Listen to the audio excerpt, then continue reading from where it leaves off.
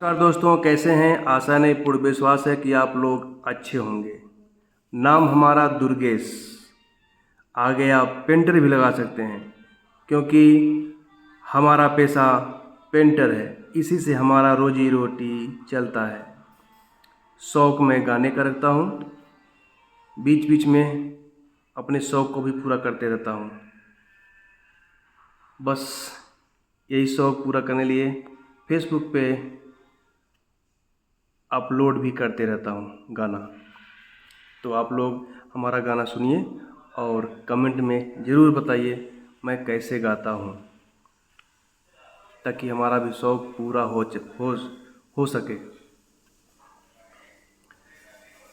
एक बार और दोस्तों बता दूँ, शौक़ कभी भी माँ बाप के दौलत से ही होता है और उनकी आशीर्वाद से। बड़े हो जाने के बाद, शादी हो जाने के बाद बड़े मुश्किल से अपना शौक़ पूरा होता है और बहुत मेहनत करना पड़ता है। अब जो काम सीख लिया वो तो बिजनेस हो गया, यानी उसी से हमारा कमाई है। ये तो शौक़ साइड से पूरा कर रहा हूँ। ठीक है, आप लोग हमारा गाना सुनिए और कैसा लगे कमेंट में ज़रूर बताइएगा। कैसन बा जमाना ये, कैसन सरकार बा। कैसन बा जमाना ये, कैसन सरकार बा। मिलत नहीं के नौकरी, का करो बेरोजगार बा। मिलत नहीं के नौकरी, का करो बेरोजगार बा। कैसन बा जमाना ये, कैसन सरकार बा। मिलत नहीं के नौकरी, का करो बेरोजगार बा। 40 के उम्र भइला जुओ नया बता। हऊ देखा, हऊ देखा, हऊ देखा बीए के बकरी चरावता। हऊ देखा बीए के बकरी चरावता। कैसन बा जमाना ये, कैसन सरकार बा। कैसन बा जमाना ये, कैसन सरकार बा। मिलत नहीं के नौकरी, का करो बेरोजगार बा। 40 के उम्र भइला जुओ नया बता। हऊ देखा, हऊ देखा बीए के बकरी चरावता। हऊ देखा बीए के बकरी चरावता। जिगरी से लोलहन खाई गन अफसर। जिगरी से लोलहन खाई गन अफसर। थकी गईल घूमत घूमत मंत्री के दफ्तर। थकी गईल घूमत घूमत मंत्री के दफ्तर। का करो खैले बा कर्जा सधावता। हऊ देखा बीए के बकरी चरावता।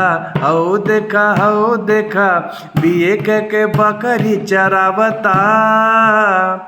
बुधुआ का बेटा हमें हम तिलक धारी। हथवा में पना कांधे ले बकुदारी। बुधुआ का बेटा हम तिलक धारी। हथवा में पना ले, हथवा में पहना कांधे ले बकुदारी। ड्यूटी डबल बा ओही जा यार अरियावता। हऊ देखा बीए के बकरी चरावता। हऊ देखा बीए के बकरी चरावता।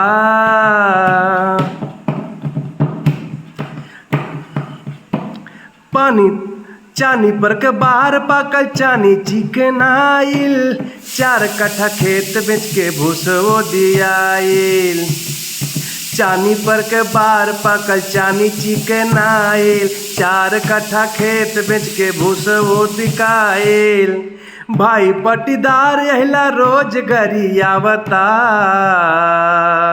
हऊ देखा बीए के बकरी चरावता। हऊ देखा बीए के बकरी चरावता। ओकरे आगे भैया जे गायबा ओग नाम ले बहुत जरूरी बा।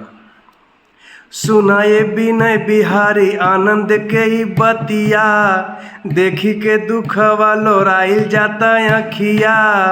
सुनाए विनय बिहारी आनंद के ई बतिया, देखी के दुखवा लोराइल जाता अखिया। सुनी सरकार मन लाचार होके गावता। हऊ देखा बिये के बकरी चरावता। हऊ देखा बिये के बकरी चरावता।